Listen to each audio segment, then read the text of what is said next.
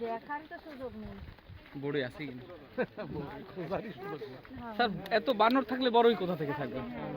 এত পশু পাখি থাকলে বানর বড়ই খায় না? হ্যাঁ, কি গাছ উঠতে পারে? সরি হরি বাঘ কিন্তু গাছ উঠতে পারে। খুব বেশি দূর উঠতে পারে। এই বয়সে কি বাঘ আছে? জানতে হবে কোন বিভাগের বাঘ আছে। হরিণ আছে, বাঘ আছে।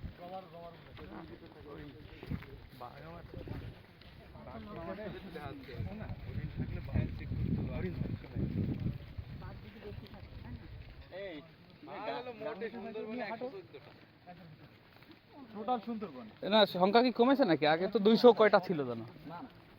ওরে ইন্ডিয়া সাইডে বেশি। হ্যাঁ, ইন্ডিয়া সাইডে। বাংলাদেশে তার বর্ডার নাই, পাসপোর্ট লাগে না।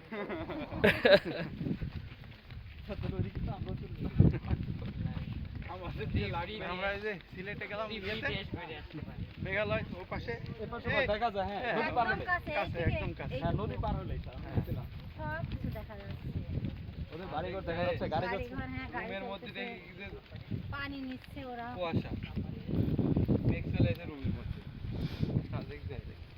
ওইটা অনেক সুন্দর সাজে। আর রুমের যে অবস্থা, পানি পানি একেবারে অনেক এর কোনো ইয়ে আছে নাকি, সীমানা আছে? ওই যে বিশাল ইয়ে প্যানেল দেখা যাচ্ছে, বিশাল প্যানেল।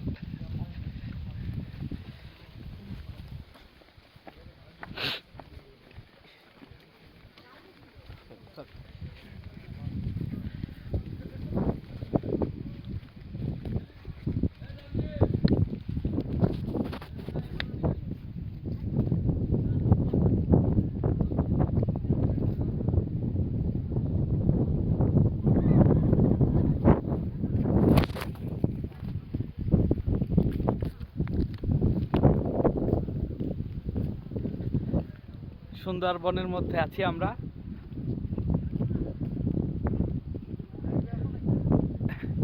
স্যার, লাইভে আসার তো সুযোগ নেই স্যার, পরে লাইভ টেলিকাস্ট করব স্যার। ভিডিও করে রাখি, পরে ছেড়ে দিব।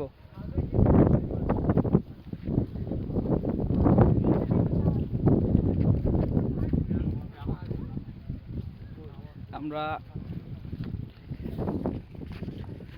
নড়াইল জেলা প্রাণী সম্পদ হসপিটালের উদ্যোগে সুন্দরবন ট্যুরে এসেছি। যে দেখেন এখানে অনেক অনেক ভেটেরিনারিয়ান, অনেক অনেক ভেটেরিনারিয়ান এবং তাদের ফ্যামিলি নিয়ে আমরা চলে এসেছি।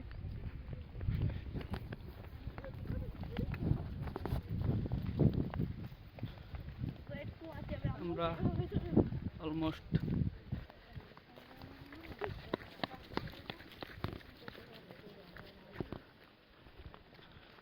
65 পিপল আমরা চলে এসেছি একসাথে। সাথে আমাদের ট্যুর গাইড আছে।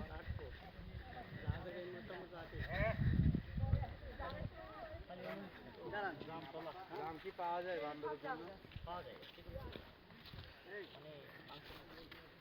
এলাকার বড়ইরও মাংস একদম ছোট হয়। এই যে সেই বড়ই, অরিজিনাল বড়ই আছে, চেষ্টা করো।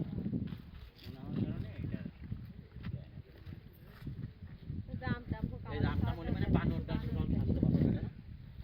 বানরটা তো সব না পাতা, ওদের কিছু গাছ আছে সেই পাতা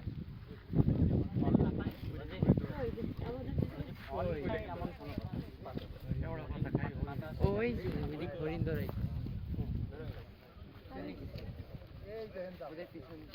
ঝাঁক ধরা হলো। ওই বাবুদের নিয়ে কষ্ট হচ্ছে, একজন মাথায় একজন ঘাড়ে। পোলাপান